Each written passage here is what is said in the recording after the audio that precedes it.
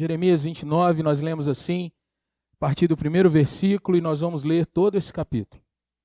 São essas as palavras da carta que Jeremias, o profeta, enviou de Jerusalém ao resto dos anciãos do cativeiro, como também aos sacerdotes, aos profetas e a todo o povo que Nabucodonosor havia deportado de Jerusalém para a Babilônia.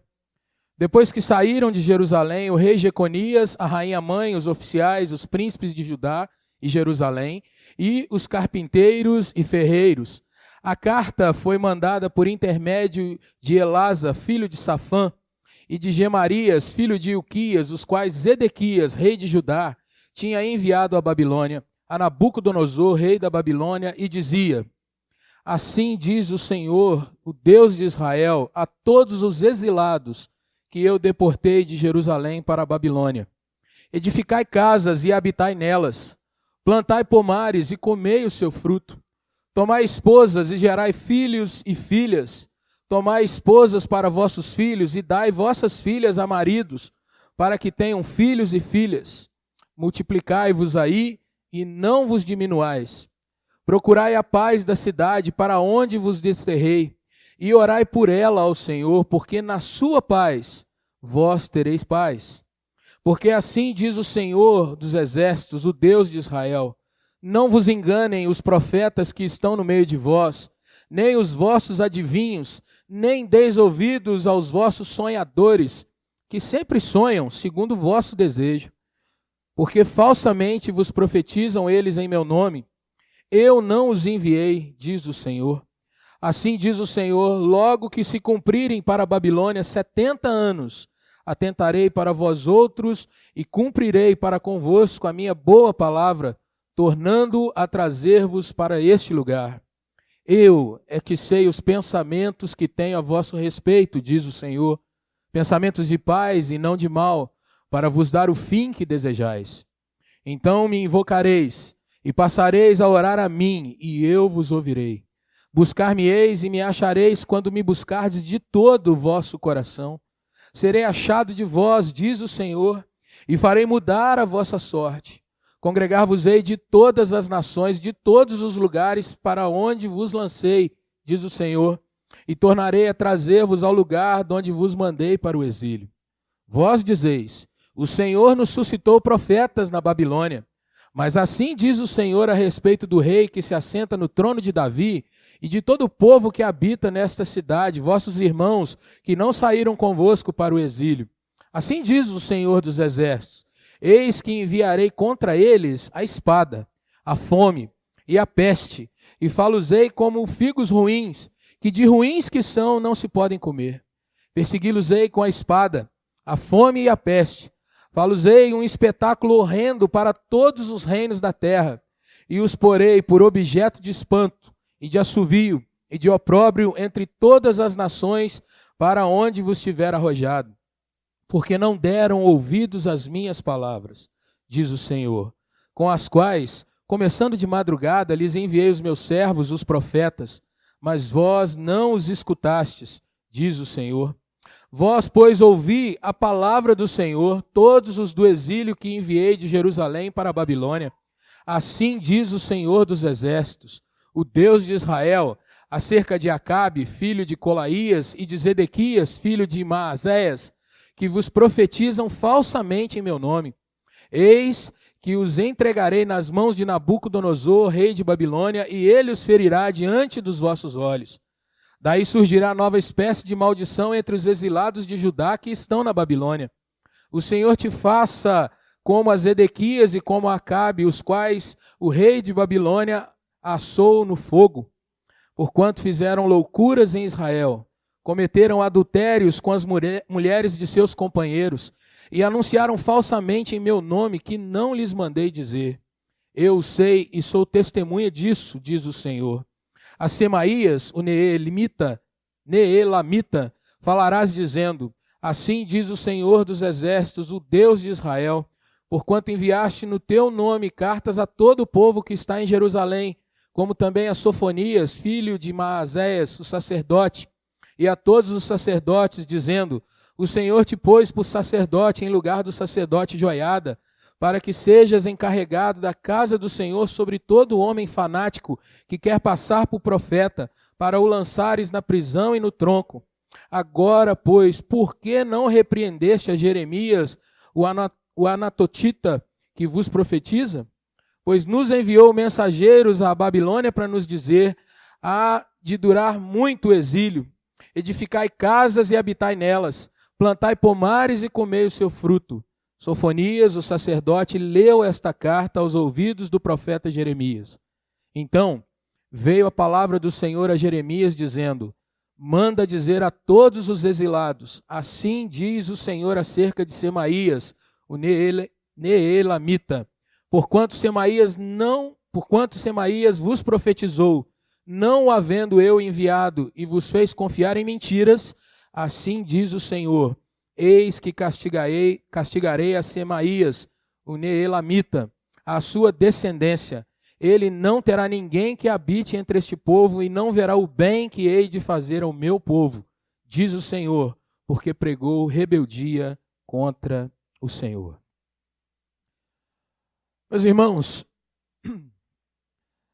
quem estava hoje pela manhã e ouviu o sermão pregado pelo nosso presbítero Marcelo, viu o quanto o cristão tem que ser vigilante diante das situações que muitas vezes são semeadas e iniciadas dentro do próprio cristianismo.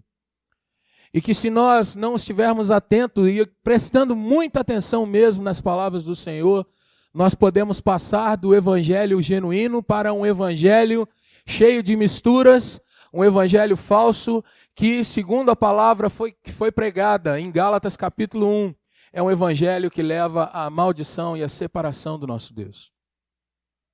Diante dessa questão, e observando, irmãos, o quanto nesses nossos dias, e não há para mim nenhuma dúvida que nos dias futuros nós vamos ver isso ainda cada vez mais acentuado. Nos dias que nós vemos, irmãos, o evangelho do Senhor sendo tão atacado, sendo tão desprezado, sendo colocado de fato como algo que deve ser evitado. E como já disse e vou repetir, isso deve se asseverar. Me pergunto como nós vamos, irmãos, caminhar, não só durante esse ano de 2018, mas como nós vamos caminhar diante das pressões que têm se levantado e ainda vão se levantar ainda mais. O que a igreja do Senhor, o que o cristão e a sua família devem buscar diante das situações que nós estamos flagrantemente percebendo diante de nós? Nós vemos o sufoco que aqueles que buscam a fidelidade e a palavra de Deus têm passado. E nós não podemos nos esquecer das palavras de Jesus, que os tempos nossos seriam difíceis.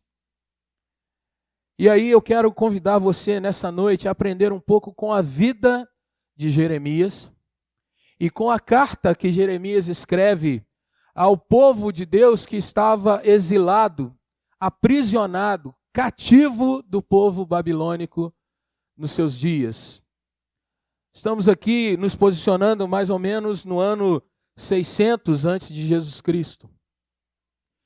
Jeremias é um homem, irmãos, que tem muito a nos ensinar, primeiramente porque ele foi um homem fiel no meio de muitos infiéis dos seus dias. E ele também, irmãos, é um homem que mostra que foi chamado por Deus para um ministério duro, ministério específico, mas ele em momento algum voltou atrás no seu ministério. E eu queria então caminhar um pouco com a vida de Neemias e depois com a carta que ele escreve àquele povo, aqueles que estavam cativos, e trazer para nós, irmãos, o que eu e você, que podemos dizer que não somos dessa terra, porque o apóstolo Paulo nos ensina que nós somos embaixadores do reino do Senhor. Escrevendo a sua segunda carta aos Coríntios, ele diz: vós sois embaixadores para trazer esse povo à reconciliação com o Criador. Ou seja, nós também não somos dessa terra. Nós somos chamados por Deus para uma vida que, de fato, estando nesse mundo, vendo as coisas desse mundo, nós temos que estar no meio dele, mas devemos aprender a separar a nossa história da história do mundo. Então eu quero convidar a nós caminharmos um pouco com esse homem chamado por Deus. Jeremias foi um jovem, muito jovem, chamado por Deus.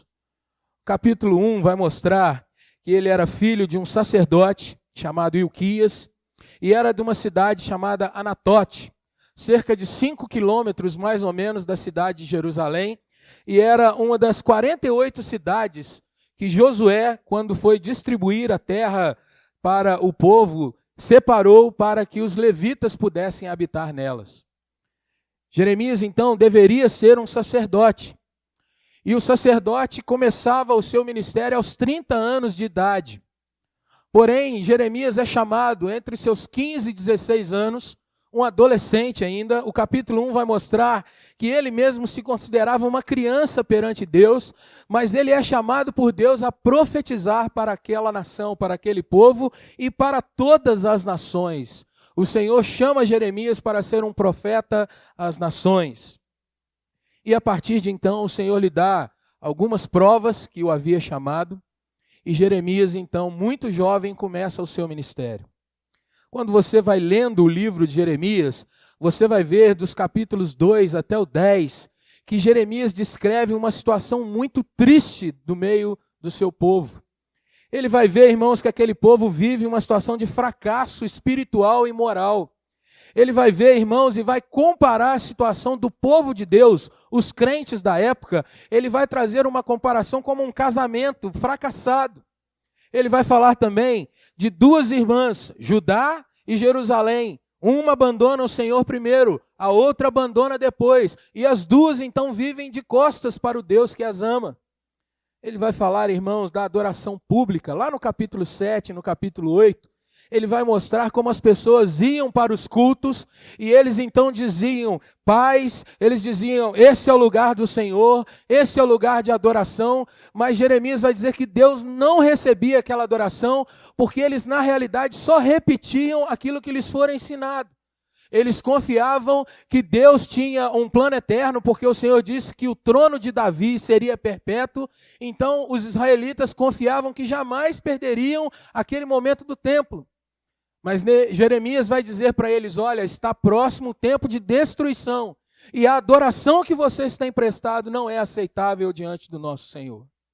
Mais ainda, irmãos, ele vai dizer que haviam muitas traições.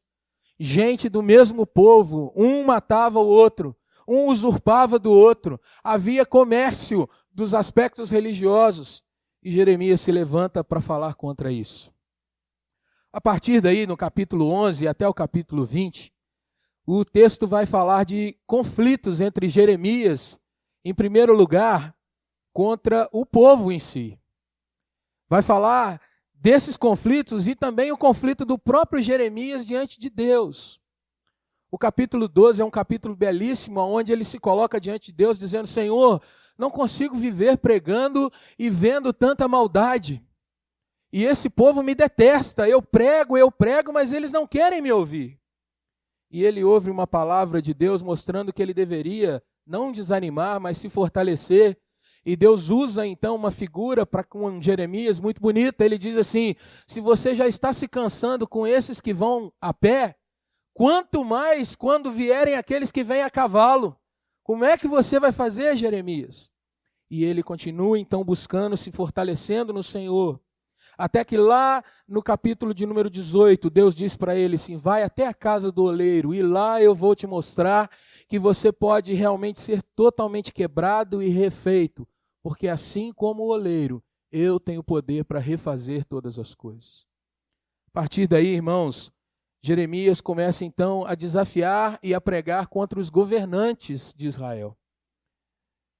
Jeremias avisa que a destruição, se não houvesse arrependimento, mudança, seria fatal. E ele avisa para os reis, olha, o Senhor vai trazer de fato tratamento para a nação. E vocês devem se arrepender. Capítulo 21 vai dizer isso. Depois Jeremias vai desafiar os próprios profetas de Israel. E o capítulo 23 mostra ele não só confrontando, como sendo muitas vezes zombado por os outros profetas daquela terra. Eles diziam que a mensagem de Jeremias era extremamente negativa e que não viria do Senhor. No capítulo de número 26, Jeremias volta agora a confrontar o povo. E no capítulo 27, ele chega ao extremo, mandado por Deus, de colocar uma canga, um jugo, aquilo que você coloca num cavalo, um cabresto para dar-lhe direção, ele passa a usar aquilo e vai para frente do templo para que as pessoas vissem aquilo que estava vindo sobre elas, ou seja, aquele povo ia receber um jugo de um outro povo, aquele povo agora seria dominado, ia ser levado de uma geração para outra pelo povo da Babilônia. E o capítulo 27, 28 traz essa ilustração, até que um falso profeta pega aquele jugo, quebra aquilo dizendo que Jeremias estava errado.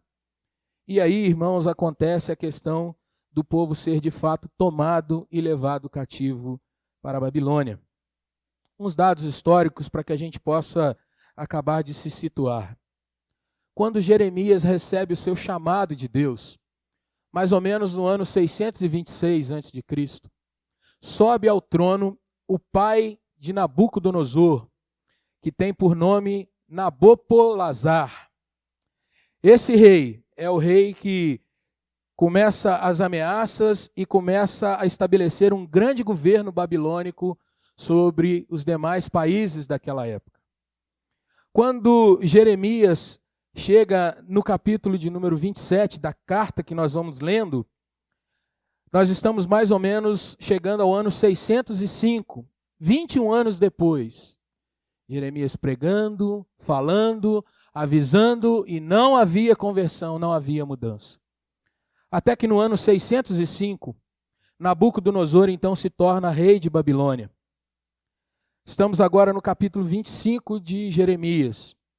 Jeremias adverte naquele ano toda a mensagem que você pode ler no capítulo 25, de 1 a 14. Nabucodonosor está chegando ao trono. 8 anos depois, em 597 a.C., Nabucodonosor leva toda a corte do rei Jeoaquim cativo para a Babilônia. Lança na prisão o rei, os oficiais, profetas, uma turma muito grande. A história vai mostrar que cerca de 3.000 do povo de Judá é levado cativo para a Babilônia. Interessante que a mensagem de Jeremias era exatamente agora o seguinte: quem se deixar levar para a Babilônia vai ser tratado, purificado e trabalhado lá. Porém, aqueles que ficarem em Judá, esses vão experimentar não só ver a destruição, porque tudo será de fato jogado por terra, como eles não verão o cuidado de Deus sobre si. Quando nós vamos chegando então, irmãos, no capítulo de número 29, nós vamos vendo que embora Jeremias escrevesse uma carta para falar com aquele povo, ainda assim haviam falsos profetas para tentar tirar a autoridade da carta de Jeremias e para dizer que aquilo não seria daquela forma. É interessante que o versículo 10 do capítulo 29 mostra que aqueles profetas que não falavam a palavra de Deus, eles sonhavam aquilo que o povo gostava que fosse sonhado. O que está no seu coração? Qual que é o seu desejo? Ah, Deus vai te dar isso aí. Ah, nós queremos sair rápido da Babilônia. Então eles diziam, não, Deus vai fazer com que dure muito pouco esse tempo de cativeiro. Mas a carta em si, ela ressalta em primeiro lugar que Deus avisou que eles estariam ali pelo menos 70 anos. E isso significa que toda aquela geração iria passar. Não voltaria ninguém daquele grupo que foi a primeira vez. Mais ainda, irmãos, Jeremias então adverte aquele povo que se eles quisessem tratamento, se eles quisessem mudança para suas vidas, eles precisariam aprender algumas coisas. E nessa noite, quando nós nos comparamos, colocando as nossas vidas de acordo com o que nós temos visto nesses dias, talvez muitos de nós nos sintamos meio que aprisionados nesse nosso tempo. Você é crente, você muitas vezes se sente oprimido, porque muitas vezes as pessoas dizem, você ainda crê nessa palavra? Você ainda crê em Jesus, que muita gente diz que nem mesmo esteve entre nós? Você crê nessas histórias da Bíblia e você aceita isso como autoridade sobre a sua vida? Será que você ainda não viu o tempo que nós estamos vivendo? Muitos de nós, irmãos, nos sentimos realmente sufocados por conta disso. Outros de nós Mesmo lutando, pregando, muitas vezes nós desanimamos frente a tanta hostilidade ao Evangelho. E nessa noite eu gostaria de compartilhar, a partir então do que Jeremias escreve, algumas situações que nós devemos buscar nesses nossos dias, irmãos. Em primeiro lugar, para que eu e você vivamos algo sadio, como gente, como homem, como mulher, como pai, como mãe, como filhos, como gente brasileira, como povo que está aqui no ano de 2018. Algo que eu e você podemos aprender com a palavra de Deus e não só aprender, como edificar a outras pessoas próximas a nós. E a primeira questão, irmão, que eu gostaria de convidar você a observar, se você fechou sua Bíblia, eu quero que você abra novamente, Jeremias 29, nós encontramos aí nos versículos de número 5, 6 desse texto que nós lemos. O texto diz assim: edificai casas e habitai nelas, plantai pomares e comei o seu fruto, tomai esposas e gerai filhos e filhas, tomai esposas para vossos filhos e dai vossas filhas a maridos, para que tenham filhos e filhas, multiplicai-vos aí e não diminuais. Meus irmãos, nesses nossos dias, muitas vezes nós somos tentados a nos fechar e dizer: eu preciso proteger tudo que eu tenho que realmente me armar contra esse século, eu não posso deixar nada entrar na minha vida. Mas o que Jeremias diz, irmãos, é algo completamente diferente disso. Ele diz, irmãos, para as pessoas que nós devemos aprender a viver e a crescer no meio desse povo que nós estamos. E viver, meu irmão, minha irmã, de uma forma que seja de fato qualitativa. O texto diz casas, o texto diz pomares, coisas que são duradouras. Ninguém planta um pomar com salsinha, por exemplo, ou com cebolinha. Você planta maçã, você planta laranja, coisas que demoram um pouco a crescer, mas que quando você vê aquilo grande, você de fato pode experimentar coisa prazerosa na sua vida. Viver, estar no meio desse povo e aproveitar os bons recursos que nós temos dos nossos dias. O profeta fala de casas, irmãos. Quem constrói uma casa da noite para o dia? Quem tem, de fato, tanta rapidez para fazer isso? E eu acho interessante porque a expressão casa vai tirar de nós aquela visão de fortaleza, de algo que eu vou usar apenas para me esconder, para fugir do mundo. Mas ele está falando exatamente de um lugar que eu possa mostrar para as pessoas que é um lugar onde eu habito, ali eu estou, ali eu sou encontrado. Quem quiser me ver vai ver aonde eu moro, o que tem dentro do meu lar. Ele vai mostrar, irmãos, que nós não devemos fugir, mas nós devemos trabalhar. Para construir uma casa, você não tira dinheiro do vento, você trabalha, você se gasta, você investe, você ajunta material, você faz planos, você estabelece um cronograma, você começa a construir e vai tijolo após tijolo, você vai vendo dia a dia uma edificação sendo aumentada até que você cobre e depois você pinta e você termina aquilo ali e assim você pode entrar e desfrutar daquilo que é obra das tuas mãos. Trabalho. Se nós queremos, irmãos, nesse tempo, realmente crescimento, não viver como ratos, fugindo do espírito do mundo, mas levantando de fato a nossa visão, olhar altaneiramente, nós precisamos sempre buscar trabalho, suar a nossa camisa, nos envolver com esses nossos dias. Mais ainda, irmãos, ele diz, desfrute. E a expressão pomares vai mostrar, irmãos, que você não planta algo ruim para você. Qualquer fruto que você vai arrancar de um pé, você quer aquele fruto mais doce, brilhante, mais atrativo. Esse ano eu creio que a gente está um pouquinho mais triste, porque as mangueiras aqui atrás da igreja parece que estão demorando um pouquinho mais.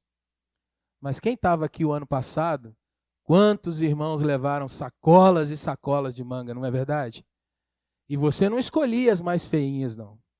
Eram aquelas mais amarelinhas, aquelas que você levava para casa, que você chupava manga até quase passar mal, e depois você congelava porque ia fazer polpa e tudo, porque você tinha prazer em consumir aquilo ali.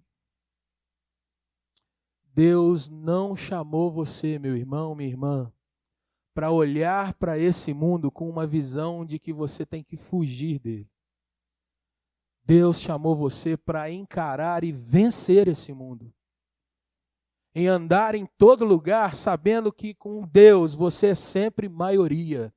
E isso não é mensagem de prosperidade. Isso é a realidade que nós temos no Salmo de número 91.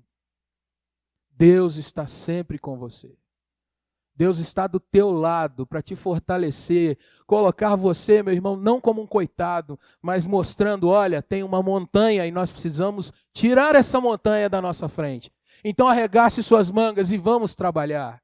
Edificai casas, habitai nelas, casa seus filhos, envolva-se com os negócios dessa vida, mas saiba que você não é desse mundo e dessa vida.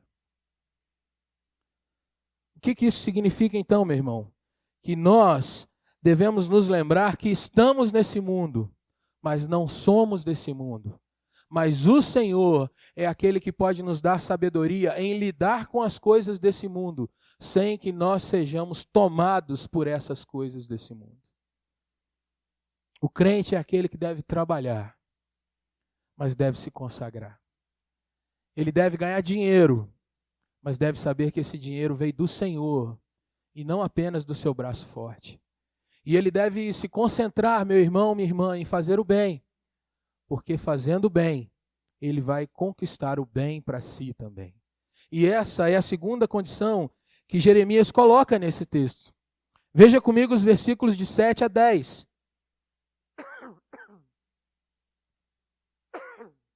Ele diz: procurai a paz da cidade para onde vos desterrei, e orai por ela ao Senhor. Porque na sua paz, ou seja, na paz dessa cidade, vocês terão paz.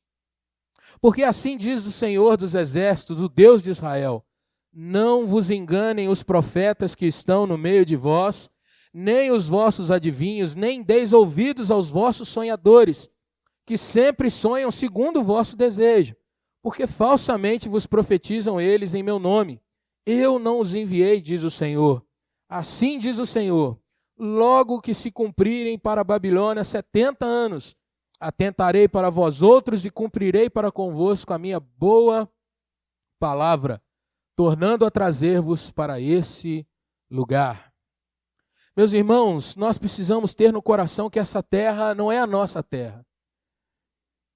Mas nós precisamos entender que se essa terra, como Jesus diz, jaz no maligno, nós estamos sim perto da opressão muitas vezes. Nós estamos sim perto daquilo que muitas vezes nos sufoca. O Senhor usa a expressão desterrei, coloquei vocês num lugar que não é o seu, não é a sua terra, vocês foram desterrados de lá. Mas irmãos, é interessante que Jeremias vai dizer: ore, busque a paz, tenha atitudes de fato semear o que é bom no meio do seu povo. E ele diz, irmãos, mais para o final do texto, que o tempo é um tempo de tratamento. O versículo 8 vai mostrar isso. E mais ainda, irmãos, ele vai dizer que o tempo é longo. O versículo 10 vai mostrar isso. Muitas e muitas vezes, irmãos, e aí trazendo para a nossa realidade, para a realidade do que o Evangelho muitas vezes tem sido dito dentro da nossa nação, nós queremos que Deus resolva os nossos problemas e as nossas situações com um estalo. Nós vivemos, irmãos, no meio de igrejas que colocam, olha, são 7 semanas fazendo isso. Na 8ª, Deus vai trazer a sua solução. Nós vivemos num tempo, irmãos, que as pessoas não sabem mais esperar. As pessoas não têm paciência mais com nada. Alguém quer abrir o coração para conosco e nós dizemos assim, olha, fala, eu tenho 50 minutos que eu já tenho que resolver um outro negócio. Nós não temos mais, irmãos, a visão de que Deus vai trabalhar conosco em toda a nossa geração, em toda a nossa vida. Deus não chamou você para que você seja um arbusto, mas como diz o profeta Isaías, o Senhor quer plantar carvalhos de justiça no meio da nossa nação. E um carvalho, meu irmão, não é da noite para o dia. Um carvalho não significa que em 7 sexta-feira tudo está resolvido. Um carvalho não significa que basta você numa noite fazer oração pela sua cidade, que no outro dia o prefeito está convertido, os vereadores já mudaram, tudo mudou. Isso só acontece em desenho animado. A nossa história é uma história que nós vamos nos desenvolvendo a cada dia. Se eu quero ver o meu filho um dia pregando a palavra do Senhor, eu sei que isso será um investimento de anos. Se eu quero ver conversões no meu lar, eu preciso saber que talvez muito tempo vai ser levado de joelho. Se eu quero ver o bem da minha cidade, o bem da minha família dentro da minha cidade, eu preciso saber, meu irmão, minha irmã, que isso não é um trabalho da noite para o dia. É uma história que é construída. É uma história que é levada. Ore pela paz. Busque a paz. Semeie coisas de fato que sejam edificantes. Irmãos, nós precisamos ter um linguajar abençoador. Nós precisamos, irmãos, conversar com as pessoas fora da igreja. Não como se elas fossem extraterrestres, mas olhar para essas pessoas com a predisposição de que se Deus der uma brecha, eu vou orar por alguém. Se o Senhor abrir uma oportunidade, eu vou evangelizar. Se o Senhor de repente me der uma oportunidade, eu vou falar do amor, da graça, eu vou orar por essa pessoa. Mas eu preciso também ter a consciência de que a conversão é no tempo de Deus, é na hora de Deus e não na minha hora. E eu não preciso me frustrar se eu pregar e falar do Evangelho e alguém simplesmente virar as costas. O exemplo de Paulo dentro de Atenas, falando com as pessoas, alguns disseram para ele, olha, nós vamos te ouvir numa outra hora. E outros disseram, quem que é esse tagarela? E Paulo não desanimou de continuar a sua missão. Ele sabia que a sua parte estava sendo feita e o restante pertencia ao Senhor.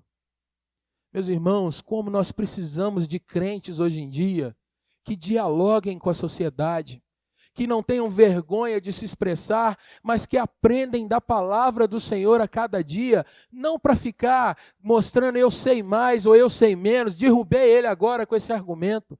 Mas nós precisamos ter no coração, irmãos, que somos nós, os arautos do Senhor, para levar a palavra de Deus para as pessoas. Nós não vamos, irmãos, ficar esperando que alguém lá do canal X, um televangelista, vá pregar a palavra para alguém que nós amamos. Isso é função minha, é sua, é do povo de Deus. Ore, busque a paz. Ore pelos seus inimigos, porque era isso que o povo de Israel estaria fazendo pelos babilônios. E para que você entenda como isso se cumpre, quando você vai para frente de Jeremias, você vai chegar no livro de um homem chamado Daniel. Daniel, os seus amigos jovens, vêm depois de Jeremias. São levados também para a Babilônia, agora para servirem na corte de Nabucodonosor. E interessante que 4 jovens são registrados ali naquele livro. Eles vão estar na terra que era a terra que oprimia o seu povo. E diante das autoridades, diante do rei, eles resolvem, em primeiro lugar, não participarem daquilo que era o comum naquele reino. Eles não entraram na bebedice, eles não entravam nos banquetes, eles não entravam nas festividades mundanas, e eles pediram, trata a gente com pão e água durante uns dias para você ver o resultado. O final da história de Daniel é que Daniel era o comandante, ele era o chefe de todos os magos da Babilônia. E embora os magos consultassem as suas divindades, embora os magos buscassem adivinhações, na realidade, todos os bruxos tinham que bater continência, era para Daniel, porque ele era o comandante da turma ali. Era o servo de Deus que era autoridade sobre todo aquele reino ali. Um jovem que não se deixa levar pelo lugar onde ele está. Mais ainda, Daniel tem a oportunidade de trazer aquilo que Deus lhe deu como talento. Alguém que tinha a capacidade de decifrar sonhos. E Daniel usa de bondade com o rei que lhe era opressor. Daniel vai e não só orienta Nabucodonosor, como também mostra, você vai passar um tempo que você vai ser humilhado. Depois, ele é traído por muitos daqueles que andavam com ele. E Daniel não só não se vinga, como ele mostra que, confiando no Senhor, Deus o dá livramento quando é lançado numa cova de leões. O que Jeremias disse? Orai pelo lugar. Na paz desse povo você vai ter paz também. Irmãos, em 2018, antes de você entrar numa rede social e detonar o prefeito, e eu aqui não estou sendo pago, nem pediram para dar uma força, mas antes de você detonar os nossos políticos, fale com aquele que tem o controle sobre todas as coisas sobre a sua cidade. Qual foi a última vez que você orou pela nossa cidade? Qual foi a última vez que você orou pela empresa onde você trabalha? Ah, eles só querem lucro e eu sou explorado. Bom, pelo que eu entendi aqui, se houver paz lá, você vai ter paz também. Mas muitas vezes nós estamos esperando que o Senhor, depois que eu faço um jejum de um dia, né, eu me dediquei, puxa vida, um dia de jejum. Sou crente demais. Agora Deus vai transformar tudo à minha volta. E eu quase solto uma palavra mágica. Jeremias disse que não é bem assim. Irmãos, viver, crescer no meio do povo. Versículos 5 e 6. Ser sábio na terra que é hostil, a terra que não é a sua. Orar por ela, buscar a paz, saber que é um tempo de tratamento. Irmãos, nós não estamos nessa terra para que nós sejamos servidos como reis e rainhas. O Senhor Jesus nos avisou que enquanto estamos aqui, estamos sujeitos aos males do pecado. Nós vivemos num povo pecaminoso.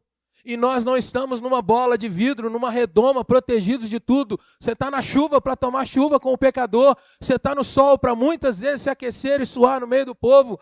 Você não pode ter, meu irmão, minha irmã, uma visão romantizada dessa vida. Muito pelo contrário, enquanto você está aqui, muitas vezes você está no meio da Babilônia. Muitas vezes você está no meio de povo pecador e é você que Deus quer usar para transformar isso. É você que Ele está chamando para fazer diferença, conhecendo a palavra de Deus, orando pelo povo, dizendo, olha, calma, Deus tem solução para nós. Por fim, o Senhor vai mostrar nos versículos de 11 a 14, que nessa vida, meus irmãos, o maior segredo, a maior mensagem, a maior experiência que tanto os israelitas teriam lá dentro de Babilônia, quanto eu e você podemos ter na nossa Babilônia atual, é nós entendermos que podemos aqui ter o cuidado e grandes experiências com o nosso Senhor. Os versículos 11 a 14 vão mostrar que a atitude que nós devemos tomar, meus irmãos, é de buscar o Senhor. Versículo 11 diz que Deus conhece o nosso coração. Ele diz, irmãos, que não são os profetas, aqueles que sonhavam o que as pessoas desejavam. Não são os falsos profetas que semeavam tanta coisa contra Jeremias, mas o Senhor diz, eu é que sei os pensamentos que eu tenho a seu respeito. E o mais bonito, meu irmão, é que Deus fala através de Jeremias que Deus quer dar àquele povo e a nós o fim que nós desejamos. Quem de nós não quer ser abençoado?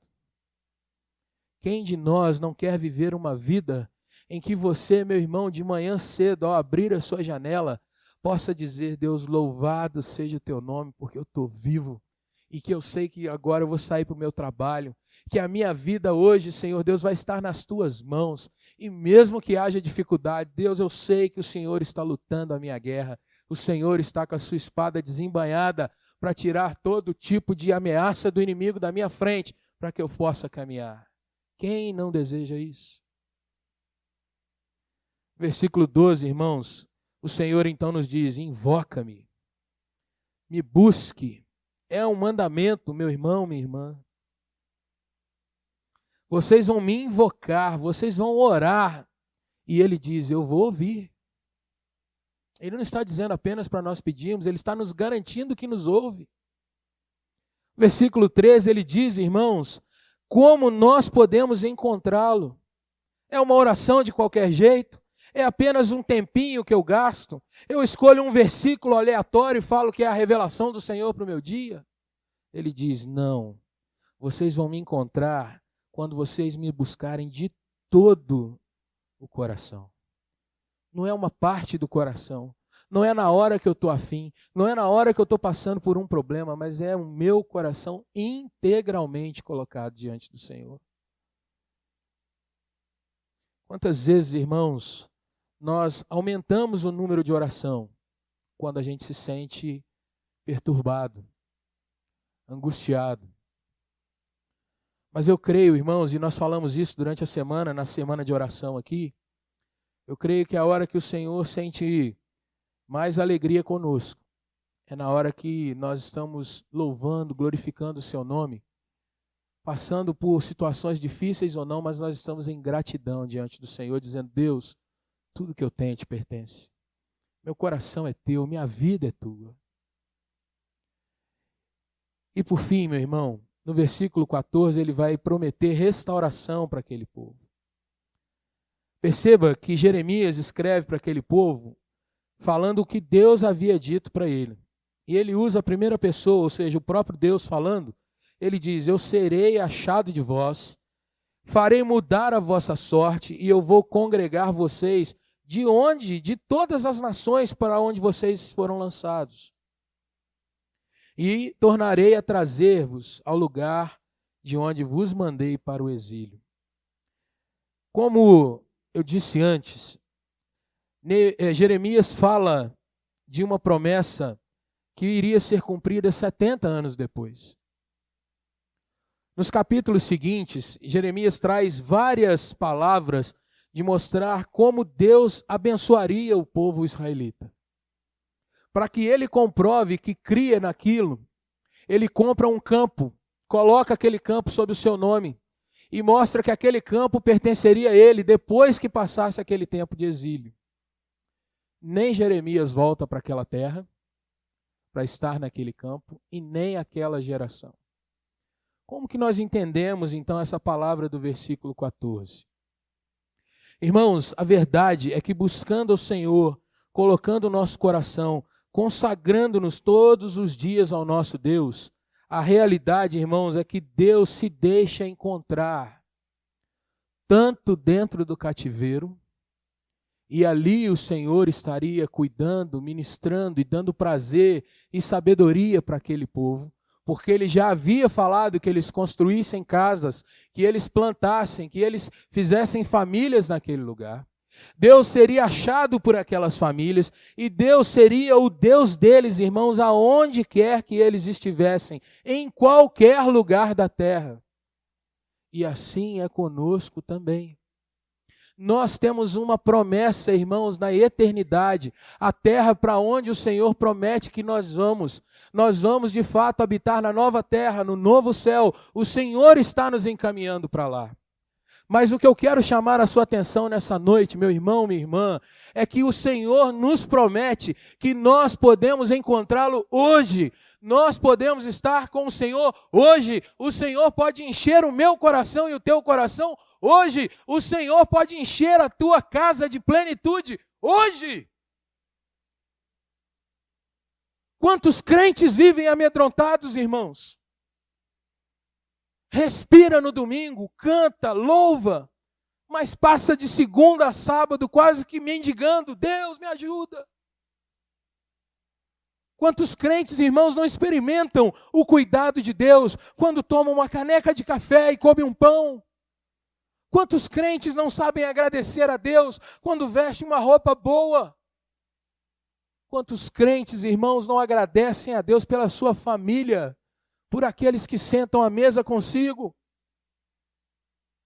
Mas a realidade, meu irmão, minha irmã, É que Deus quer ensinar a cada um de nós que nesse mundo, nas coisas mais simples, como uma canequinha de café, ou nas grandes coisas, segundo os nossos olhos, quando a gente compra uma casa nova, ou quando a gente troca de carro, ou quando a gente se casa, ou quando a gente conclui um curso dentro de uma faculdade, Deus é o nosso Deus e nos pode fazer sorrir em todas as coisas.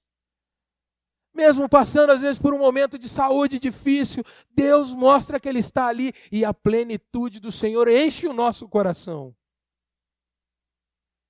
O testemunho não é meu apenas. Quantas vezes, irmãos, às vezes nós vamos visitar pessoas enfermas. E ali, quem vai visitar, levar consolo, de repente é consolado. Porque a pessoa está num leito de enfermidade, está lutando com a sua saúde. Mas é tão cheio, às vezes, da presença de Deus, que fala, Deus não tem me abandonado em momento nenhum. E aí, quem vai visitar fica meio confuso. Poxa, eu vim para animar, eu vim para orar, eu vim pedir para Deus que abençoasse essa vida, e eu é que sou abençoado. Eu é que sinto o cuidado de Deus nessa hora. É comum, às vezes, nós vermos crianças que lutam com uma dificuldade física e a gente vê aquela criança sorrindo, brincando com os amiguinhos. Às vezes tem uma dificuldade aqui ou ali, mas aquilo ali não importa. O que importa é a convivência, a companhia, e aquilo ali nos enche e nos constrange, porque muitas vezes a gente pensa, eu tenho tudo, mas eu não consigo esse sorriso nos meus lábios. Eu quero trazer para o teu coração, meu irmão, minha irmã, é que quando a gente entrega o nosso coração para Deus, Deus, como fez naquele exemplo do oleiro com Jeremias, Deus nos dá um coração novo, capaz de pular nas suas mãos e ser sorridente, mesmo diante das maiores lutas. A mensagem é sobre Jeremias, a sua vida e essa carta. Mas eu quero encerrar essa palavra mostrando para você 3 textos em que essa mesma palavra é trazida de outra forma. Abra comigo então, lá no Novo Testamento, Mateus capítulo 24.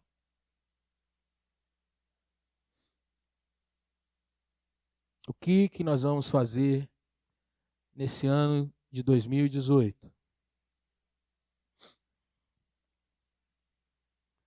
Viver e crescer, ser sábio nessa terra e orar por ela, buscar o nosso Deus.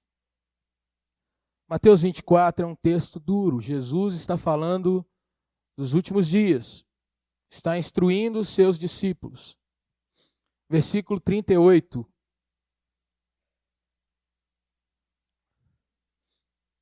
Veja o que ele diz, Jesus falando agora aos seus discípulos.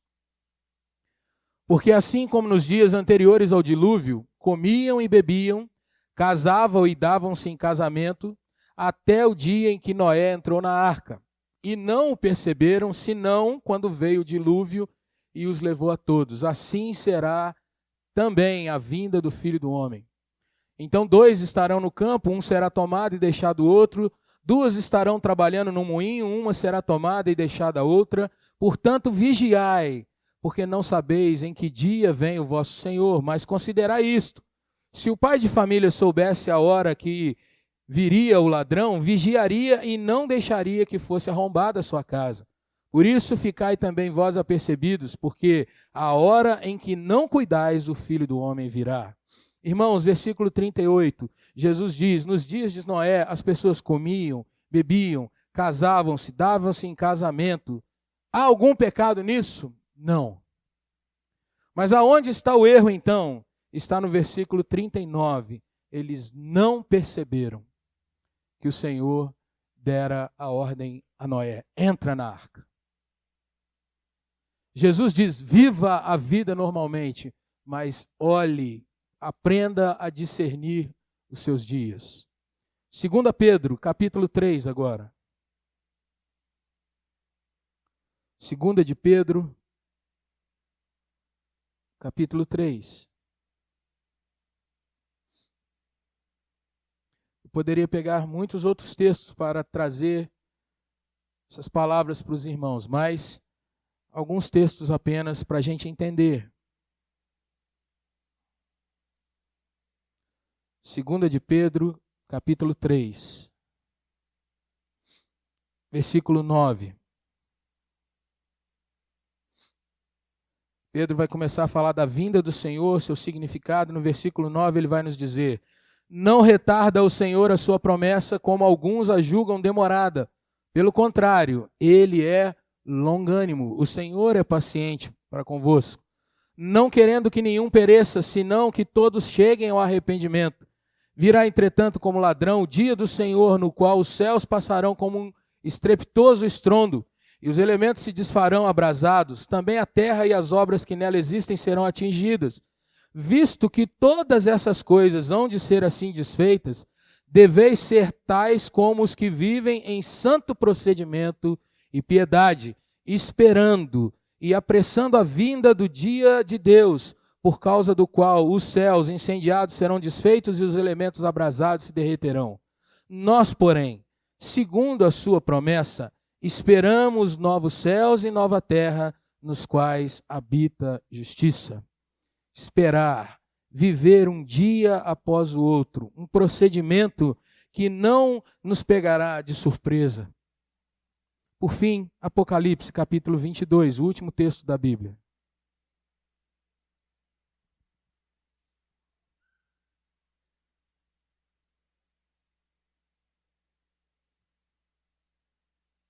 Muitas vezes, alguns leem esse texto de uma forma que como se o texto dissesse que é algo meio que mecânico, mas não é. Apocalipse 22, a partir do versículo 10. Disse-me ainda: não seles as palavras da profecia desse livro, porque o tempo está próximo. E aí vem a palavra. Continue o injusto fazendo injustiça. Continue o imundo ainda sendo imundo. O justo continue na prática da justiça e o santo continue a santificar-se. O justo continue na prática da justiça e o santo a santificar-se. Baixe sua cabeça.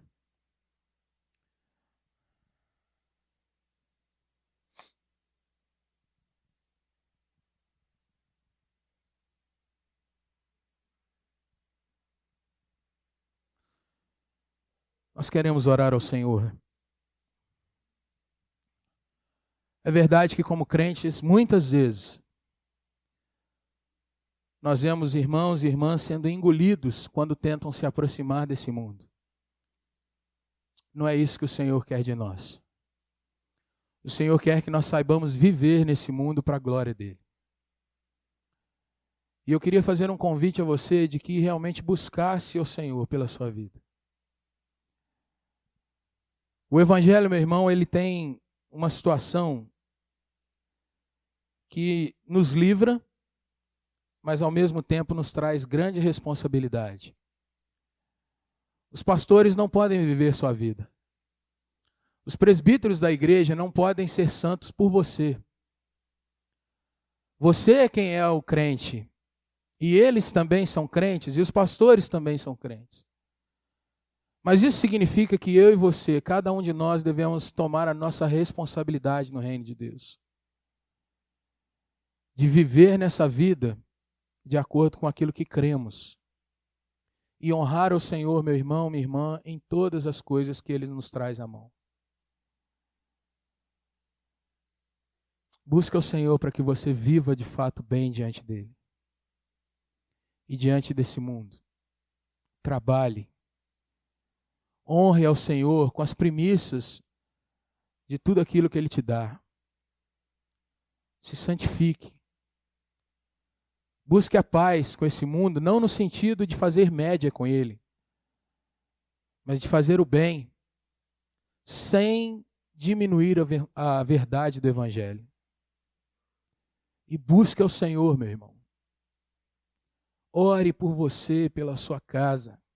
Assuma a bandeira de ser você, aquele que vai levar o Evangelho para perto de você, com os seus, com os amigos, com aqueles que trabalham, estudam com você.